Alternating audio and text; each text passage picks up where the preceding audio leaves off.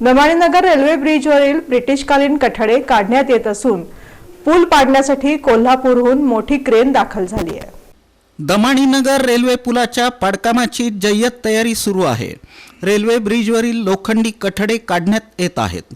पुलावरील डांबरी रस्ता आणि मुरुमचा भर, दोन्ही बाजूच्या फुटपाथचा भार कमी करण्यात आला। पुलाच्या दोन्ही बाजूचे लोखंडी कठडे क्रेननं अलगद उचलून बाजूला केले जात आहेत। रविवारी 14 डिसेंबर रोजी पुलाच्या खालचे गर्डर काढले जातील। यासाठी कोल्हापूर इथून 200 टन उचलण्याची क्षमता असलेले क्रेन दाखल झाले असून या महाकाय क्रेननंच लोखंडी गर्डर उचलण्यात येणार आहे। शुक्रवारी देखील काम जोरात सुरू होतं। कामात बघ्यांचा अडथळा येऊ नये म्हणून इथं सुरक्षा रक्षक नेमण्यात आले आहेत। रविवारी ब्रिटिश साम्राज्यात उभा केलेला हा 103 वर्षांचा पूल जमीनदोस्त होणार आहे।